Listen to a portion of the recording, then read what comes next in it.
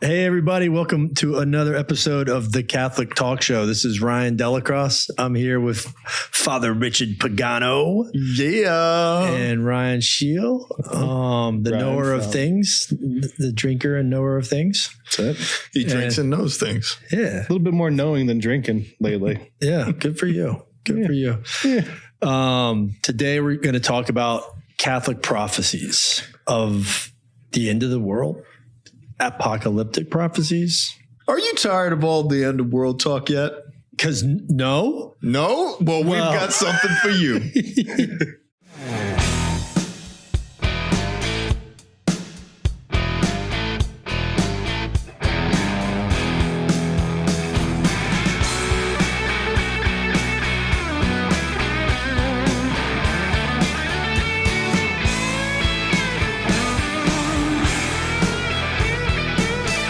So we're just going to talk about the relationship that Catholicism has with prophecy, and specifically, apocalyptic prophecies. One's about the end of the world, or one's about maybe the destruction of the church, or ones that are really What?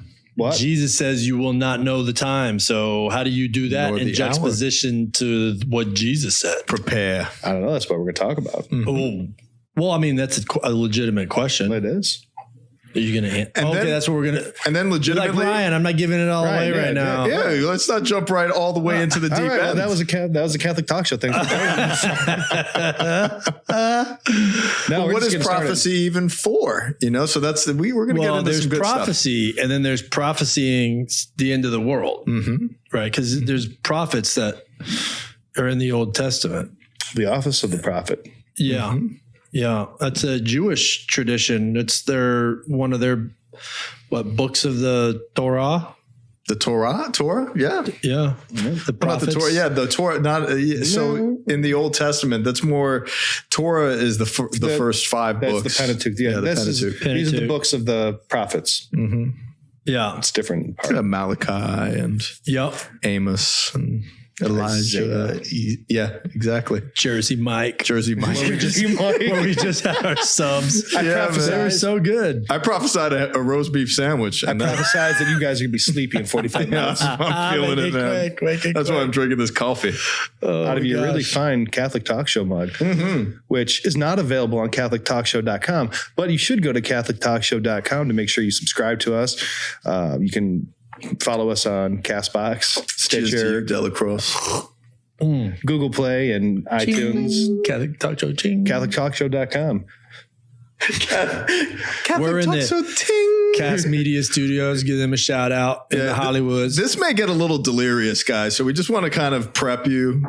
It's afternoon delirium. Ryan's been he's been sick, and he's bravely battled through. It's been not pretty though. My wife wouldn't say that, but she would just call me a wuss. Jen, bring me Gatorade. Hey, I'm going back to bed. Hey, Joe, bring me Advil. How did you know? I know. I know things. It was foretold. It was foretold in a prophecy. Yeah. All right. So, we'll answer that later is what you're saying. Sure. All right. I'll wait. Don't look so enthusiastic about it. What do you think about prophecy? Prophecy is a necessary part to the faith journey, because our whole faith journey is oriented toward eternity and to the beyond. To the orientation of our trajectory is moving in a particular direction that God has ordained for us. So it's a teleology. It's an understanding of the end, of this journey. Teleology. Yeah. Teleological understanding comes from a sense of where is this movement, this pilgrimage of life directed to? And is that the root of teleportation too? Yeah. Not that we're talking about teleportation. Teleo. That's Greek. Yeah. It's Greek, man. It's Greek. Yeah. Greek. Got to go back to the Greek, man. Mm-hmm. It's a good thing to do.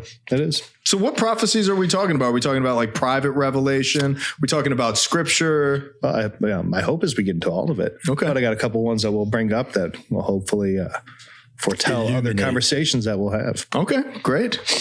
So one of the ones I wanted to start with, I don't think it's strictly a Catholic prophet, but it's probably the most famous, at least in the secular mind, famous prophet of all time, and that's Nostradamus. Oh yeah. I don't think the rapper or like Nas from Queensbridge. I don't know what you're talking about. You don't even know what I'm talking about, Ryan? I didn't know he went by Nostradamus. That's where he got his name from. Nas. Oh, yeah, man. See, this is the hip young priest who knows the raps. Oh man, The raps of things. The raps. That's all I listened to. I listened to Led Zeppelin on vinyl. So I listened He's to not going to be gangster able to rap answer that question. on cassette tape. cassette tape on your Walkman. No, so Nostradamus, I mean, he really is probably the most famous, psychic or prophet or whatever, probably the most well-known. I think something that's interesting is that most people don't really understand that his name means, his name was Michel de Nostradamus, which is Michael of Our Lady, Notre Dame. Huh. So, his career and his predictions were very intimately tied in a lot of cases to the church. And he spoke about the Pope and the church in just dozens and dozens of times. But he's also, for those of you who don't know how his prophecies work, they're kind of like vague 4-line poems. They're called quatrains. And they're pretty, I don't know, they're kind of vague. And a lot of times they leave themselves open to interpretation where people are like, oh yeah, that's what that means. But some of the ones that he's kind of credited with really nailing is, some deaths of some kings around his time.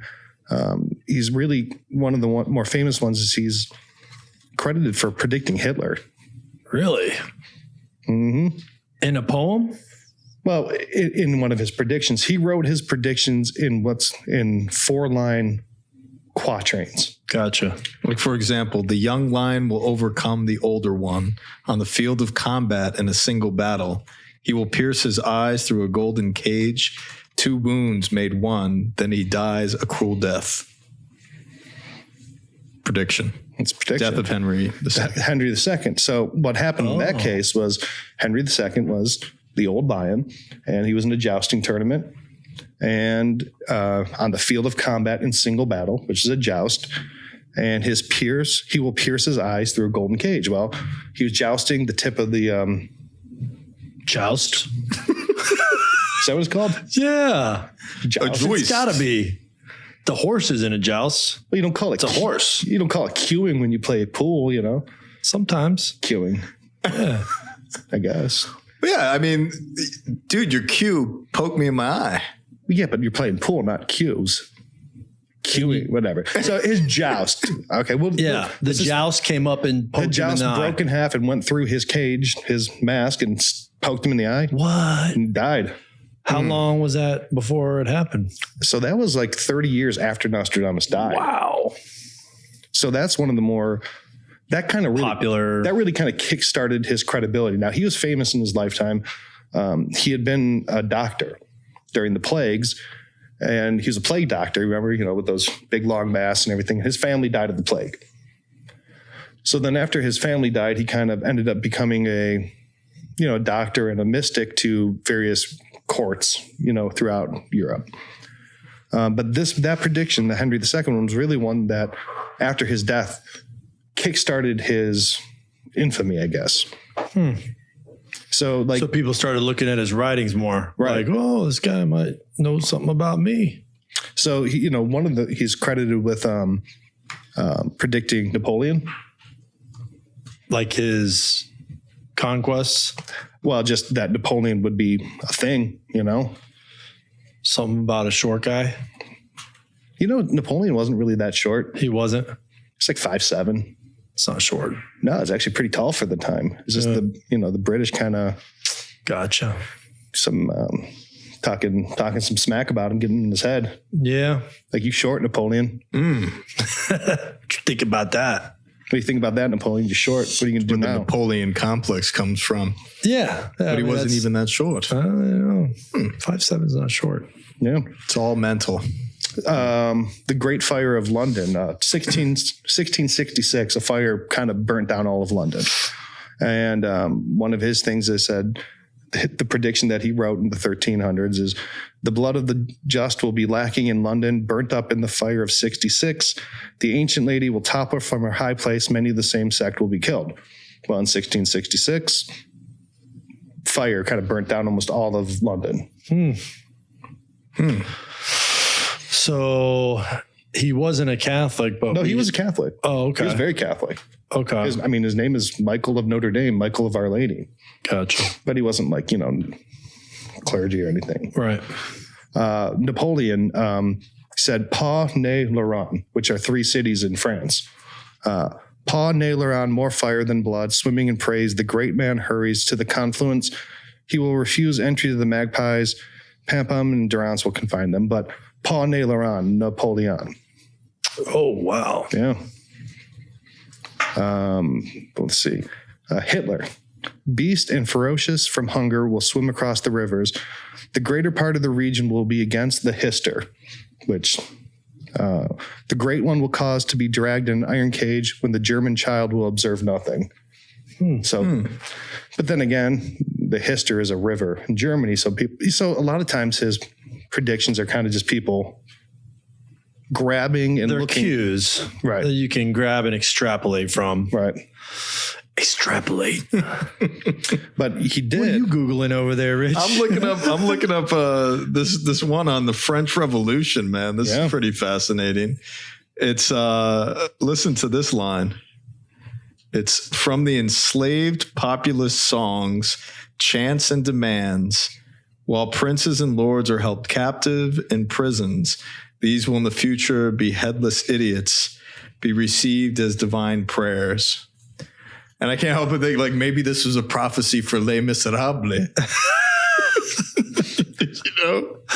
Those songs, those awesome songs, man.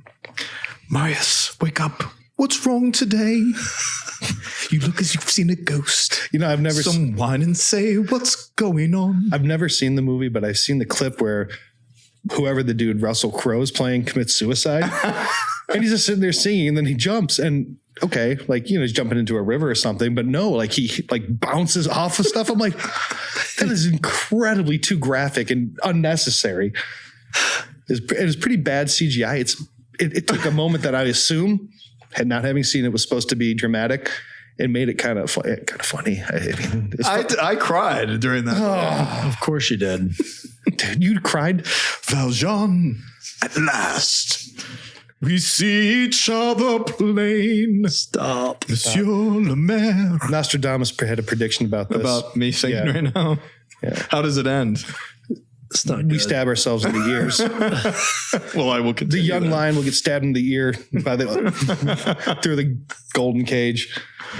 But no, yeah. So he also wrote about, since it's a Catholic talk show, he also wrote about the popes. And one of his is, the great star will burn for 7 days. The cloud will cause 2 suns to appear. The big mastiff will howl all night when the great pontiff will change countries. Wow. France. Yeah. Yeah. The Avignon papacies. Yeah. But no, this was after Avignon. Really? Yeah. This is like the 1540s. When was Avignon? The assassinations of John F. Kennedy and Bobby Kennedy? Man, this guy's good. He's on it. Nostradamus, September 11th attacks. No, but here's the thing. A lot of them are fake. People write things that sound vaguely like him and say, like he predicted this, but they're fake. Here's another one. So this is in Nostradamus Quatrain, Century 2, Quatrain 97. Roman pontiff, beware of approaching the city that 2 rivers flow through. Near there, your blood will come to spurt, you and yours, when the rose will flourish.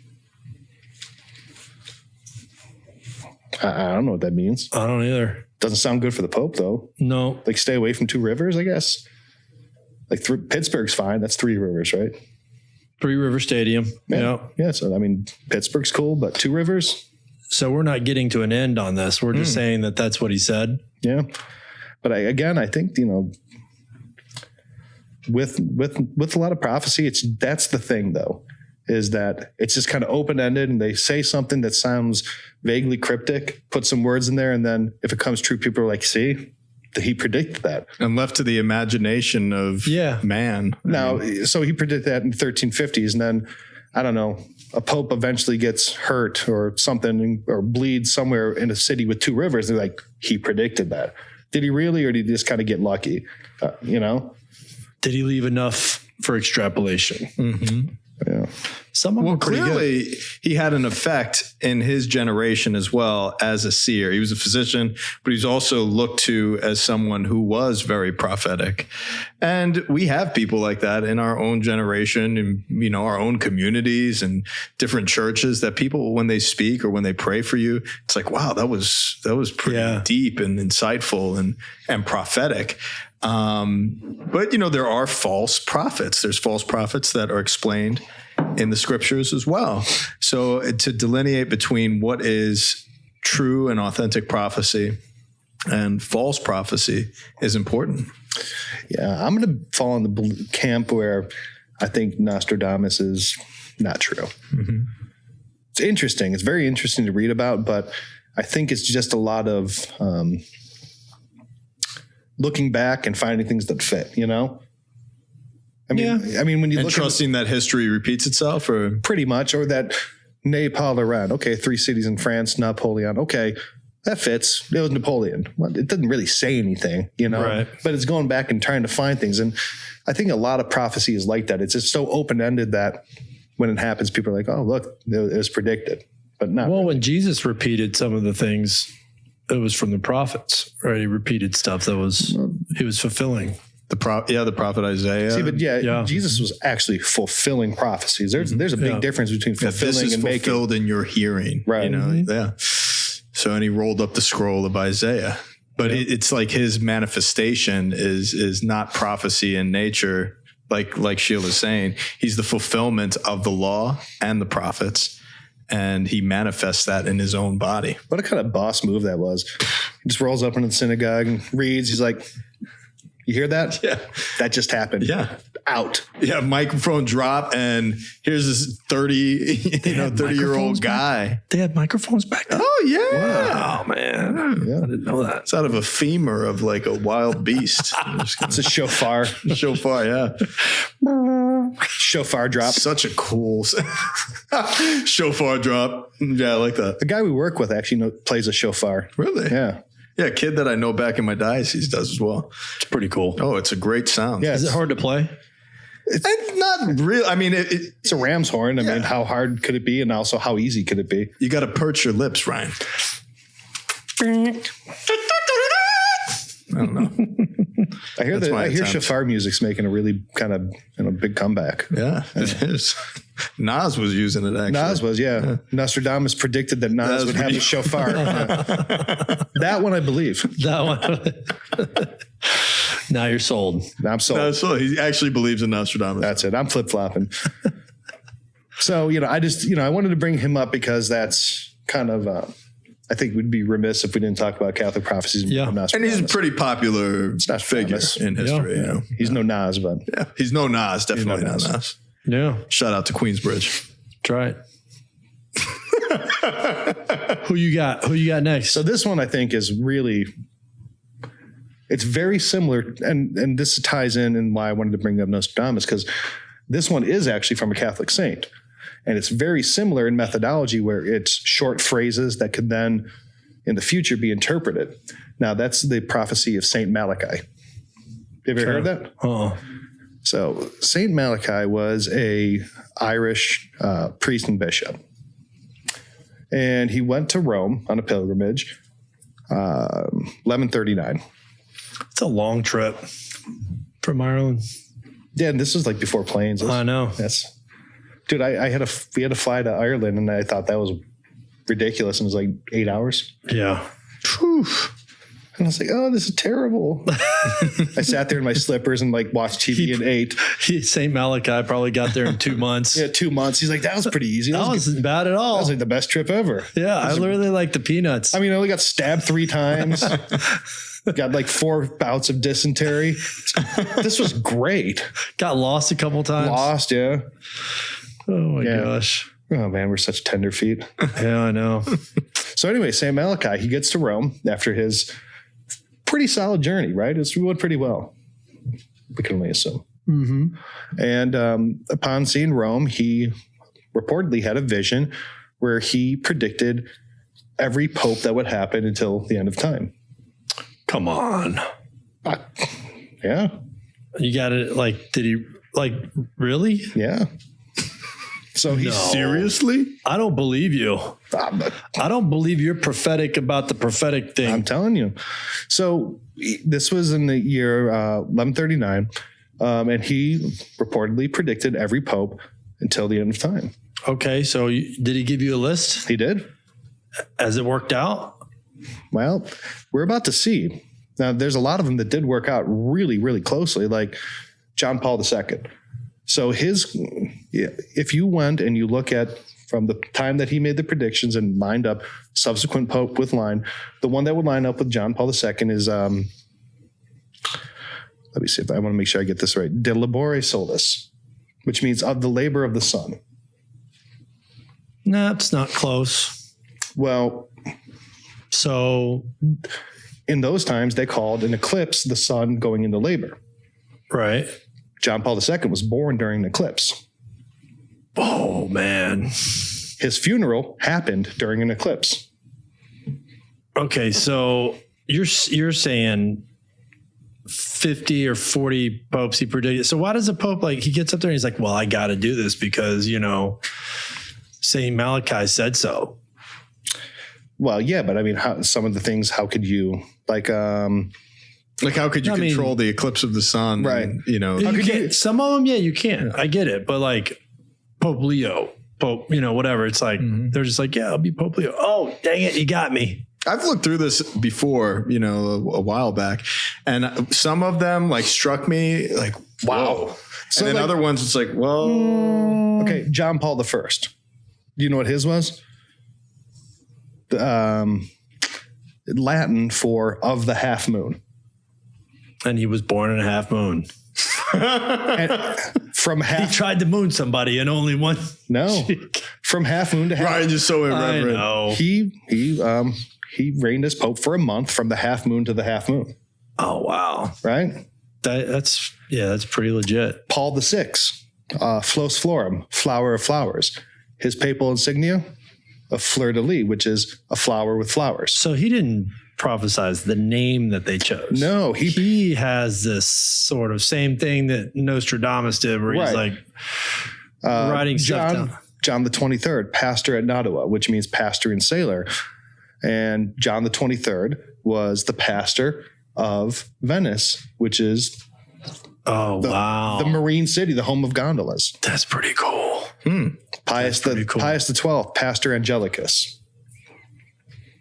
Which, Pius XII, that's my guy. What does Angelicus mean? You didn't know. The angelic pastor. You're not going to fill that in like you did the other ones? Sure. I mean, waiting for you. He saved the lives of hundreds of thousands of Jews during the Shoah. Yeah. He spoke out against nuclear war. He shepherded the church during just a terrible time in history. Pope Pius X, Ignis Ardens, ardent fire. I mean, Pius X was pretty on fire and pretty, there's a lot of, so, I mean, there's ones of these going all the way back to 1130. Now, here's the interesting thing. Here's how it gets into the end of the world. Oh, prophetic end of the world. Like that movie with Schwarzenegger? No. What's his name? Nicolas Cage. Oh, Nicolas Cage. Oh, Lord. For those of you who are just listening in, Ryan flexed as he explained that. That's what this is about. Which Arnold Schwarzenegger came to mind. Yeah. Yeah, okay. So Benedict XVI was Gloria Olivae, which Gloria of the Olives, the Benedictines are the Olivetians. Kind of a tenuous one. He's not a Benedictine, but Benedict. Okay. And then after that, the list stops. There was one more. So according to St. Malachy's prophecy, we are on the last pope on his list, Pope Francis. Dun, dun, dun. And it's a great segue to the apocalyptic prophecies. Well, that is It's that's not a segue, dude. That is an apocalyptic prophecy. I mean, there's no segue there. Well, for people whose brains don't work that fast, it's a segue. And you're like, whoa. I'm just like wanting this drum Hold on. beat, like, boom, Hold on. boom. It's like that's like the motor in my brain. Boom. So yeah, the last pope on his list that he's predicted since 900 years it just says Petrus Romanus, which is Peter the Roman, and it says in a time of great persecution, the Holy See will be occupied by Peter the Roman, who will feed the sheep through many tribulations, at the term of which the city of 7 hills will be destroyed, and the formidable judge will judge his people. The end. The end. The end. The end. I mean. So yeah. So Prepare the way. again, though, I don't know. Some people say, okay, these are pretty accurate, right? Other people say, well, this list, supposedly written in 1139, wasn't really found until the 1500s. So anyway, a lot of people say that this whole prophecy of Saint Malachy was a forgery intended to support the candidacy of a particular cardinal. There was a cardinal who was up for election, who was the Bishop of Oviedo, and Oviedo comes from the root word for old city. And the year they found it was 1590. And the prediction for the Pope that would be elected at that point was from the old city. He didn't get elected, right? So it didn't actually work, but then the prophecy kind of stuck. But then some of them kind of match up. So I don't know. Again, to me, it seems like one of those things where people can find meaning in just about anything. It's all shaky ground. It's like St. Paul's outside of the wall, the popes and how many spaces are left for, the popes to come. And there's only 4 or 6 spaces left or something. And Francis is up there now. And there's, really? 4. Yeah. Have you never heard of that? And then at the end, that last pope that takes that last space, it precedes the second coming kind of thing. I ain't buying that. But it's not lining up. St. Paul outside the wall is not lining up with the prophecy of Malachi. And that's another thing that's very important. Pretty close to 3 or 4 popes off. And if you adjust for anti-popes. If you adjust. Right? 1 or 2. Take off a couple. Yeah. I don't know. I really tend to be pretty skeptical on prophecies and stuff. Yeah. Well, it's coming off that way. You're making me a skeptic too. But it's rationally so. Let me just say that according to Scripture, 1 Thessalonians 5, it says, "Do not quench the spirit. Do not despise prophetic utterances. Test everything and retain what is good." So again, it's like filtering through Saint Malachy's prophecy. Like I said, John Paul II or other places, when I read it, I remember wow, that was really test everything. Yeah. It was so you test it, you pull out a few things. Maybe there was a little bit of a vision that Saint Malachy had that holds some merit. Maybe the architect of this church holds some merit and it says something prophetic, but it doesn't have to mean that everything that this person has said is absolutely prophetic. It's like the Pope. The Pope is infallible. But how many times throughout history has the Pope spoken from his seat of infallibility? Twice? Yeah, it's a few times. I think it's just 2 or 3 times. It's not much. So it's not much. So it's important to realize that. And prophecy in that similar way, we have to engage it, discern it, test it, retain what is good, and apply it. And I think looking at that scripture and related to all of prophecy, it helps us to build that vision of the kingdom that the prophecy points to. Mm-hmm. So you said Mass for us this morning. And, yes. And what did we pray after the Mass? We prayed the Saint Michael prayer. Right. And you know how that was written? It was inspired by Pope Leo, and he had a mystical experience. Right. And he was alarmed that the church was under some type of attack, right? Right. So in 1884, on October 13th, so 33 years before the miracle of the sun in Fatima, Pope Leo had a vision. And he had a vision that Satan and Jesus were talking in St. Peter's. And he heard them talking. And in the recounting of it, he heard Satan saying to Jesus, "I can destroy your church." And Jesus said, you can? Well, go ahead, try. And Satan said to do so. Interesting conversation. It almost sounds like Job in a way, like the book of Job. Yeah, really as more of a view of Satan as the adversary and the accuser. And not, pitchfork guy. Mm-hmm. Yeah. The accuser of our brother has been cast down. Hashatan, that's where it comes from, the accuser. So anyway, to do so, Satan said, to do so, I need more time and more power. And Jesus said, well, how much time and how much power? And Satan said, 75 to 100 years and a greater power over those who will give themselves over to my service. And Jesus said, you have the time, you have the power, do with it what you will. Now this prophecy, it says, okay, well, 75 years to 100 years after 1884, Satan will destroy the church. A lot of super tradies say, well, 75 years from 1884 puts us right into Vatican II. And they destroyed the church and got rid of all the traditions, and the church is destroyed from that. Well, anyway, after writing this, after having this vision, Pope Leo wrote the Saint Michael prayer. There you go. Yeah. Another interesting note that tradies bring up is that after every Mass, the Saint Michael prayer was always said until Vatican II. Oh, yeah. Interesting. Mm-hmm. Well, there's your apocalyptics, folks. That's it. We're all going down burning. Satan's Can evil, you feel the fire? Satan's evil plot to take over the world and the church is nuns in pantsuits and yeah. And man, geez, I tell you.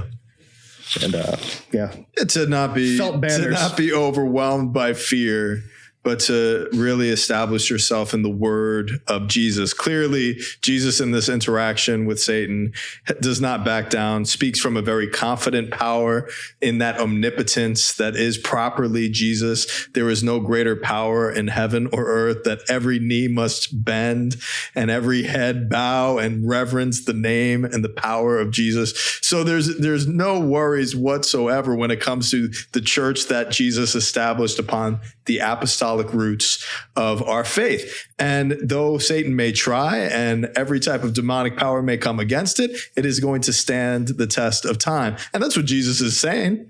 Do what you will. Even if there's felt banners? Do what you will. Even if there's felt banners. You're really saying that? We got through the carpets and the clown ministry of what was going on in the 70s. Ryan, the gates of hell will not prevail against the church with guitar masses, felt banners, shag carpets, pizza masses. Pizza mass, is that a thing? Pizza and beer? Really? Yes, sir. Yeah. Pizza and beer during Mass? It happened. Wow. Yeah, it's stuff like that's happened, yeah. Hokey. That's just... I watched a liturgical abuse video, which is just so disturbing. Liturgical abuse video. There was a few of them. Google that. When I was in seminary. And these guys had these huge heads that they made out of paper mache. I've seen that. And they were like dancing around the sanctuary. That's weird. Strange, dude. Where was it? Somewhere in Houston, I think. Yeah. Cocaine's a hell of a drug. That's the only thing I could figure is I don't think it was Satan. I just think there's probably some cocaine use, probably some bad decisions. You got to look to Vatican II. That comes in the context of what was going on in the world, and then also like the hippie revolt. The sexual revolution, the hippie revolt. There's a lot of. I thought they were about peace. There was no revolt. No, that's it. They were tuning out and dropping out, Ryan. They intended to revolt. They just passed out. They smoked too much weed. Damn it, man! I was gonna revolt. Yeah. So anyway, that's the vision of Leo the 13th, and I don't know. What do you guys think about that one? I don't know. I like the outcome of the Saint Michael prayer. Yeah. It says 75 years. I don't really think that church was destroyed. I think Jesus was like, you ain't gonna do nothing, man. Mm-hmm. Yeah. Well, I've had a personal experience with praying the Saint Michael prayer where I am a absolute believer and will never shake from something like that after my experience in the prisons praying that prayer. Incredible. I was in this maximum security prison. All of these kids, they've done the most horrific things that you could ever imagine. I actually worked it out to get in with the juvenile population. These kids are going to be locked up for the rest of their life, some of the stuff that they've done. I was inspired to go do it, and I didn't think about it until like weeks prior. And I'm thinking like, Lord, what am I going to say to these kids? I'm going to be going in there, whatever. And so I'm looking at the newspaper, and every week there's stories coming out that are just like things that rip your heart out, like horrible, dark, evil stuff. So it comes to the day, and I've got nothing. All I have is a Bible in my hand. I walk in, go through all the different securities, walk into general population, and the doors closed behind me, and I still had nothing. But when that door clicked, I just heard God in my heart say, Richard, love them, and that will be enough. So I started with like 2 kids. Over a period of 3 weeks, the entire population in the jail cell was there. And this one particular evening, we were praying, and I invited them to call on the Holy Spirit. And then I lifted my voice above there. So here's these like 40 guys all calling on the Holy Spirit. And then I lifted my voice and praised God and called down the Spirit. And the kids were hit by the grace of God. And they were all like, whoa, did you feel that? That was awesome. That was awesome. Pastor Rick, can we do that? Can we do that again? So the next week comes around, Pastor Rick, come on, man. Can we do that Holy Spirit prayer? And The Holy Spirit thing. Yeah, like we'll do Awesome. it. So I started, and there's these kids in the back, and they just start like this demonic chant thing. And it was like scary. People were freaking out by it. And I slid into the Saint Michael prayer, and I've never prayed it more from my heart and like drive and enthusiasm. And I just felt this movement of grace from the back of the room through everybody. And it just like slayed hearts, dude. And everybody went silent. And then everybody was like, whoa, what was that? Did you feel that? Did you feel that? Oh my God.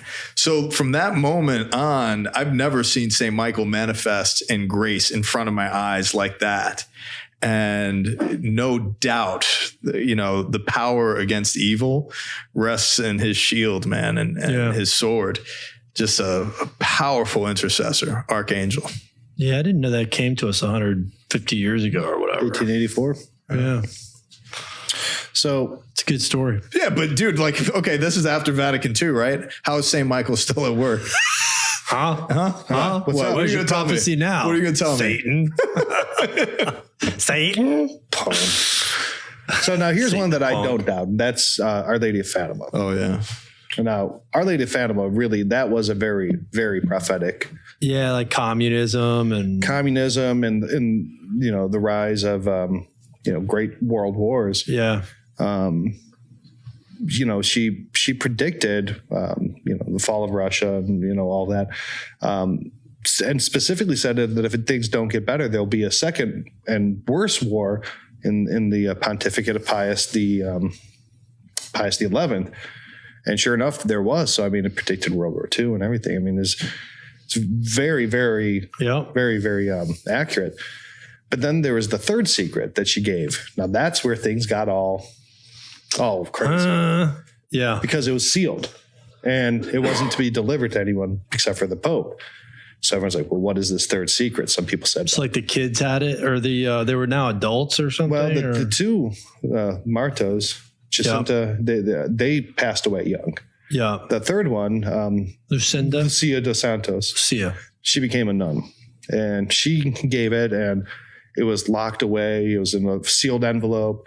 No one was allowed to see what it was, and everyone speculated that it told about the end of the world, right? And this is from Mary. This is not Nostradamus or some document they found.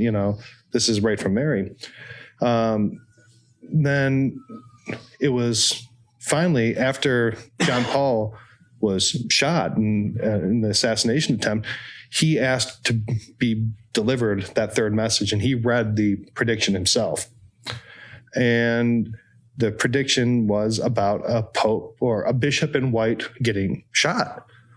And he took that because he was shot on the feast of Our Lady of Fatima and that he survived. He took that, he read that prophecy and said this was her protection that saved me, and that the third sequel was that the Pope would be saved. How cool is that? You're like, yeah, Our Lady of Fatima said something about me. Mm-hmm. Yeah, and that's a good mention. That's a good mention. In the journey of life, we have many different turns, and we don't know where we're going sometimes, and we hit a crossroad or a fork in the road. Do I make a left or do I make a right? And so often in my experience of prayer is I turn to Our Lady and I just trust her hand.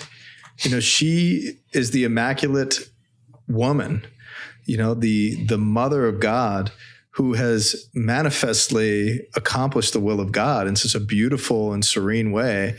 And she walks slow, man. And having her hand and knowing that she's with me, I don't worry about making decisions in my life that are motivated by prayer and where God is inviting me.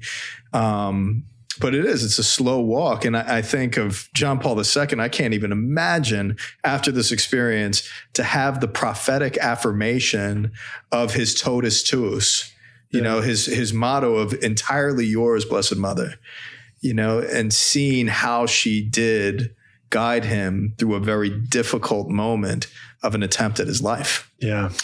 Now here's the thing. A lot of people who are conspiracy theorists said, well, that wasn't it. That wasn't the exact, they didn't really release the full thing. But, if you go to the Vatican's website, you can see right here in her handwriting, the secrets that she wrote.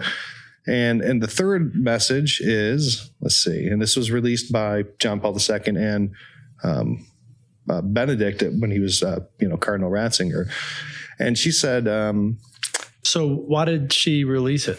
She just had to release it to a pope. Yeah, and she wasn't allowed to release it. She had to seal it, and the Pope had to requested it. Right? Yeah, he had to make the decision to release it. And it said, "We saw an immense light that is God, something similar to how people appear in a mirror when they pass in front of it. A bishop dressed in white. We had the impression that it was the Holy Father. Other bishops, priests, men, and women religious going up a steep mountain, at the top of which was a big cross with rough-hewn trunks of a cork tree." Before reaching there, the Holy Father passed through a big city, half in ruins and half trembling with halting step. Afflicted with pain and sorrow, he prayed for the souls of the corpses he met on the way. Having reached the top of the mountains, on his knees at the foot of the big cross, he was killed by a group of soldiers who fired bullets and arrows at him. And in the same way there died, one after another, the other bishops, priests, men, and women religious, and various lay people. Beneath the two arms of the cross there were two angels, each carrying a crystal aspersorium in their hand, in which they gathered up the blood of the martyrs, and they sprinkled the souls that were making their way to God. So that was the third prophecy of Fatima. So what does it mean? Nobody knows. Well, John Paul took it to mean that he was, shot and he made it. But then other people say, well, they're saying the city's ruined, there's bodies everywhere, and every priest and all the bishops are rounded up and killed. So it hasn't really been sort of. That's debate. That's the nature of prophecy is that it's vague, Yeah. You take and retain what is good. This is from Our Lady of Fatima. This is not. Oh yeah. This is not from Nostradamus. Right. Yeah. But it's still a message, right? Right. So it still has to be in juxtaposition to something that allows it to be made sense of. Yeah. Pretty crazy though. Yeah. It's crazy stuff that you read. Right. Cool. It is. So, there's a lot of other prophecies. We can do this all day, but Our Lady of La Salette, you've heard of her? Mm-hmm. I know a La Salette priest, and I know I've read it before, but I don't recall it off the top of my head. Mm-hmm. She talked about the end of the world. There's, quotes from all kinds of saints. Like John Bosco supposedly said there will be an ecumenical council in the next century, after which there will be chaos in the church. Well, you got to look at the Second Vatican. Right. Chaos. Here we go again. Chaos. There's just chaos. Banners. Diabolical felt banners. All right. So Venerable Anne Emmerich, have you ever heard of her? Yeah. So she was a prophetess, and one of hers was, I saw also the relationship between the two popes. Well, when have there ever been two popes besides now? Yeah. Yeah. I saw how baleful would be the consequences of this false church. I saw it increase in size, heretics of every kind come into the city of Rome. Once more, I saw the church of Peter was undermined by a plan evolved by the secret sect of Masons while storms are damaging it. I don't know. These are confusing to me. A lot of this stuff is so confusing. I'm like, yeah, and there's bricks and fires and arrows and bullets. It's like, okay. Okay, well, what am I going to do about it? Wow.